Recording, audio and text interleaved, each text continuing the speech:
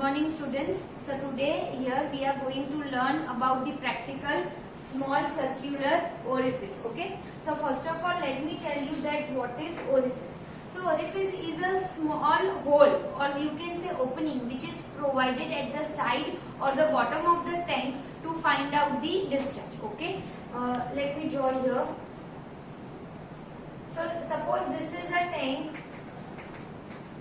with water filled in it at height h, okay, and a small hole is provided or you can say opening is provided at the side of this tank. So what will happen? A jet of water will come out from this orifice, and this way it is used to find out the rate of flow or we can say discharge.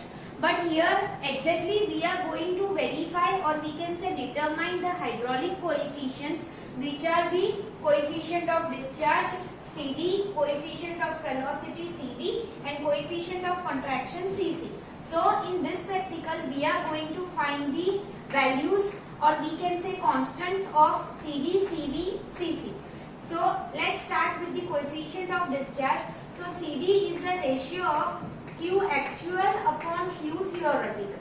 It means it is the ratio of actual discharge which is observed in the field and theoretical discharge which is computed using equations. Okay. And the ratio of this for discharge, that is the value of CD for orifice, must lie between 0.6 to 0.68. For sharp edge orifice, if this plate of the orifice is thick, then the value of CD might go up to 0.98. But here we are going to deal with the plate of the orifice which is thin and sharp edge. So the value of coefficient of discharge CD for the orifice must lie between 0.6 to 0.68. So you can say that it is a ratio of actual discharge upon theoretical discharge. Therefore, if I want to find out actual discharge, then it will be CD into Q theoretical.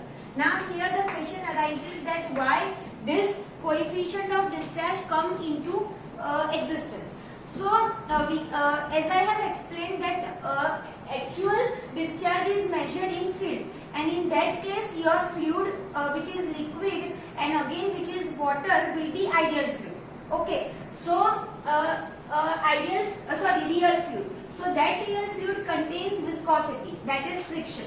And while the discharge which we are computing on book is we are considering as an ideal fluid. So ideal water will not have any viscous effects. That means the value of theoretical discharge will be somewhat more than the actual discharge. So in order to determine the actual discharge value precisely, we need to multiply a constant that is known as coefficient of discharge with the theoretical discharge, so we can measure accurately the value of discharge in field.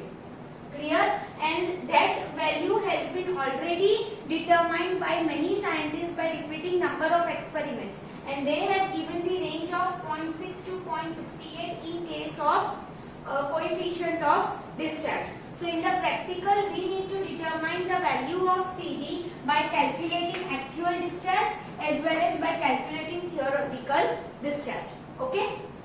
Similarly, the coefficient of velocity CV is also the ratio of actual velocity upon theoretical velocity.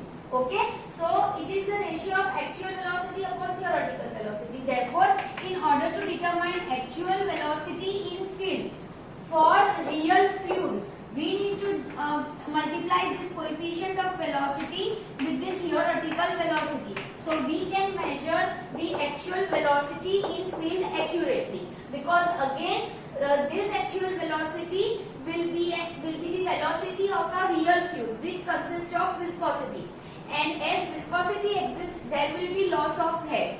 Okay, so that value will be less as compared to the theoretical value of velocity. So in order to determine the actual value of actual velocity precisely, we need to multiply the coefficient of velocity CV and its value will be almost equals to 0.98 for sharp edge orifice which for the okay, and the another equation for the coefficient of velocity is x under root of 4yh. Okay, where x and y are the coordinates of the trajectory of path. This is x and this is y, which is considered from the point of vena contracta. Okay, and as I have told you earlier, vena contracta is that portion of the jet of fluid where its cross-sectional area is minimum. That is, at this point, the cross-sectional area of the fluid, jet of fluid which is coming outside will be minimum and the contraction will be maximum. So in practical, we will see that how we can calculate the coordinates x and y that can be substituted over here to calculate or to verify the value of coefficient of velocity. Okay. Now the third hydraulic coefficient is coefficient of contraction, which is Cc, which is the ratio of area of jet at vena contracta to the area of orifice. Okay. So if we take the ratio of area of jet at vena contracta to the area of orifice, we can calculate the coefficient of contraction, and the other formula to calculate the coefficient of contraction is equals to CD is equals to CV into CC. So if we know the value of coefficient of discharge, if we know the value of coefficient of velocity, then by taking the ratio of both, we can calculate the coefficient of contraction. Okay, and the value of coefficient of contraction will also vary from, okay, it will be nearer to coefficient of discharge, which will be around 0.62. Okay, so by taking the ratio of coefficient of discharge CD and coefficient of contraction CC, we can we can calculate coefficient of contraction, which is CD upon CV. So by taking the ratio of this, we can calculate the coefficient of contraction. As I told you earlier that these are known as hydraulic coefficients, and in the laboratory we are just going to verify the values of these coefficients because it has been already what we can say fixed by the researchers by carrying out number of experiments. So we need to just determine or verify that the values which we are getting through performing practical in the lab is getting is matching with the values which is given in the textbook or not. Okay, so we, in this practical we are going to verify these three hydraulic coefficients, that is CD, CV and CC, by using a small circular orifice. So now in lab we will see that how we can perform this practical, and afterwards I will show you that how we can calculate from the observed values